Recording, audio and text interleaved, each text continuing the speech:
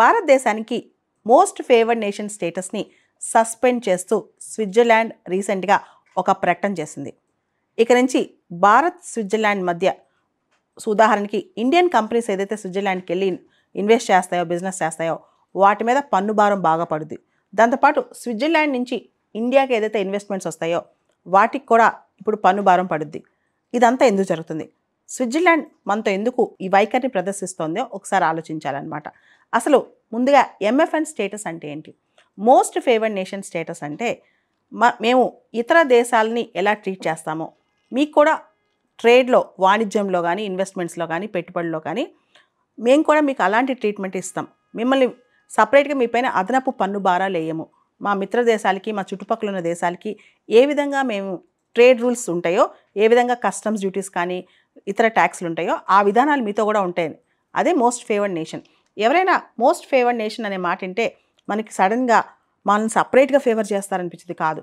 ఇతరుల్ని ఏ విధంగా చూసుకుంటామో మిమ్మల్ని కూడా అదే విధంగా చూసుకుంటాం అనేదే మోస్ట్ ఫేవర్డ్ నేషన్ అనమాట. అయితే ఇప్పుడు స్విట్జర్లాండ్ మనపైన ఎందుకు పగబట్టింది? ఎందుకు జనవరి 1, 2025 నుంచి భారతదేశానికి మోస్ట్ ఫేవర్డ్ నేషన్ లేకుండా చేస్తాం, మేము ఇంక ఇవ్వమని స్విట్జర్లాండ్ చెప్పడానికి కారణం ఏంటి? దీని వెనకాల ఒక చిన్న కథ ఉంది, చూద్దాం.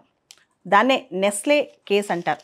మీ అందరికి తెలుసు, నెస్లే ఒక మల్టీనేషనల్ కంపెనీ, బేసికల్గా స్విస్ బేస్డ్ కంపెనీ అనమాట. అది అసలు ఈ నెస్లే కేసు మన సుప్రీంకోర్టు ఇచ్చిన జడ్జిమెంట్, దీనికి ప్రతీకారంగానే ఇప్పుడు స్విట్జర్లాండ్ భారతదేశానికి ఎంఎఫ్ఎన్ స్టేటస్ అనేది ఎత్తేసింది అనమాట, సస్పెండ్ చేసేసింది.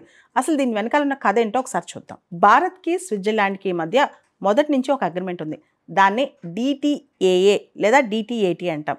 డబుల్ టాక్సేషన్ అవాయిడెన్స్ అగ్రిమెంట్ లేదా డబుల్ టాక్సేషన్ అవాయిడెన్స్ ట్రీటీ అంటాం అనమాట. ఈ డిటిఏఏలో భారత్కి స్విట్జర్లాండ్కి మధ్య ఒక స్పెషల్ క్లాజ్ ఉంది. దాన్నే ఎంఎఫ్ఎన్ క్లాజ్ అంటాం, మోస్ట్ ఫేవర్డ్ నేషన్ క్లాజ్ అంటాం అనమాట. ఈ డిటిఏఏ లేదా డిటిఏటి ప్రకారం ఇండియా ఏదైనా స్విస్ బిజినెస్లు భారతదేశంలో బిజినెస్ చేస్తున్నా దానికి సంబంధించి ఏమైనా అంశాలు ఉంటే ఇండియా ఆ ఎంఎఫ్ఎన్ స్టేటస్ ప్రకారం ఆ ట్యాక్స్ 5% వేయాలి. అయితే నెస్లే కంపెనీకి భారతదేశం 10% ట్యాక్స్ వేస్తుంది. నెస్లే కంపెనీ బిజినెస్ ఆపరేషన్స్కి భారతదేశం 10% ట్యాక్స్ వేస్తుంది అనమాట. ఆ తర్వాత భారతదేశం లిథువేనియా, కొలంబియా లాంటి దేశాలతో భారతదేశం ఈ సేమ్ డిటిఏఏ చేసుకుంది. ఆ డిటిఏఏలో ఆ క్లాజ్లో 5% ట్యాక్స్ వేస్తాం మీకు అని చెప్పింది అనమాట.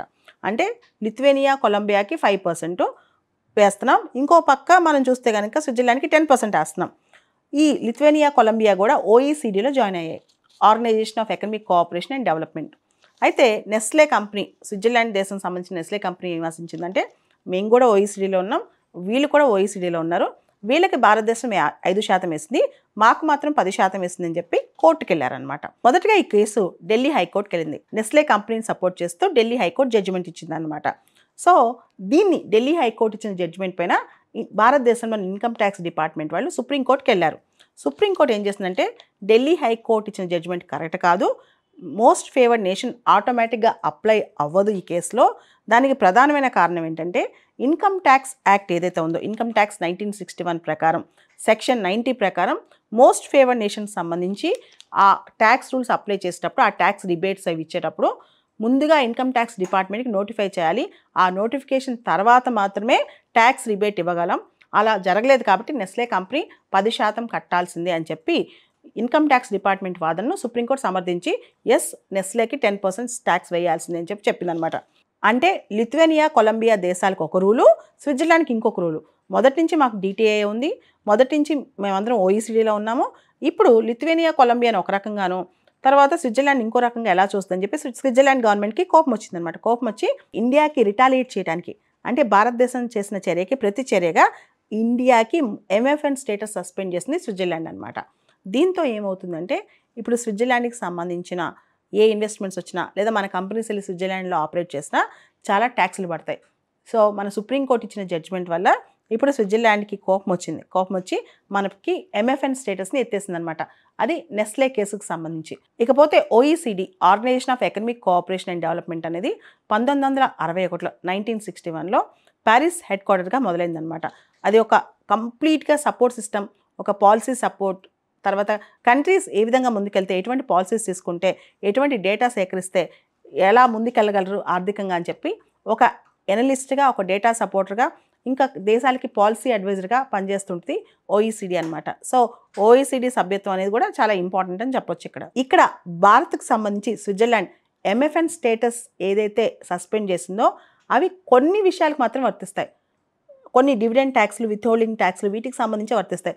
అన్ని రకాల అంశాలు ఎంఎఫ్ఎన్ స్టేటస్ సస్పెండ్ చేయలేదు. ముఖ్యంగా ఇక్కడ మనం గమనించాల్సింది ఏంటంటే ఏదైతే విత్హోల్డ్ ట్యాక్స్ ఉంటుందో దానికే ప్రత్యేకంగా ఇది వస్తుంది అనమాట. అంటే మన కంపెనీస్ అక్కడికి వెళ్ళి పనిచేసినా, అక్కడికి వెళ్ళి ఇన్వెస్ట్ చేసినా, వాళ్ళ కంపెనీస్ ఇక్కడికి వచ్చి ఇన్వెస్ట్ చేసినా దానికి సంబంధించిన విత్హోల్డ్ ట్యాక్స్ సంబంధించి, డివిడెండ్ ట్యాక్స్కి సంబంధించి ఇది వర్తిస్తాయి. అన్ని రకాల ట్యాక్స్లకు సంబంధించి కాదు. ఎంఎఫ్ఎన్ స్టేటస్ అనేది కొంత భాగానికి మాత్రమే సస్పెండ్ చేస్తుందని ఇక్కడ మనం అర్థం చేసుకోవాలి. స్విట్జర్లాండ్ దేశం భారతదేశానికి ఎంఎఫ్ఎన్ స్టేటస్ సస్పెండ్ చేసింది కదా, దాని ప్రభావం ఈఎఫ్టీఏ యూరోపియన్ ఫ్రీ ట్రేడ్ అసోసియేషన్తో రీసెంట్గా భారతదేశం టెపా చేసుకుందనమాట. ఈ టెపా మీద పడే అవకాశం ఉంది. ఎందుకంటే వచ్చే 15 సంవత్సరాల్లో దాదాపు $100 బిలియన్ ఇన్వెస్ట్మెంట్ భారతదేశానికి ఈ ఈఎఫ్టీఏ నుంచి వచ్చే అవకాశం ఉంది. ముఖ్యంగా ఈఎఫ్టీఏలో స్విట్జర్లాండ్, లిచెన్స్టీన్, నార్వే, ఐస్లాండ్ ఈ దేశాలు ఉన్నాయి. వీటి దగ్గర నుంచి మనకు వచ్చే అవకాశం ఉంది. ఈ ఇన్వెస్ట్మెంట్ మీద స్విట్జర్లాండ్ ఈ రోజున మన ఎంఎఫ్ఎన్ స్టేటస్ని సస్పెండ్ చేయడం ప్రభావం కనిపించే అవకాశం అయితే కొంత ఉంది.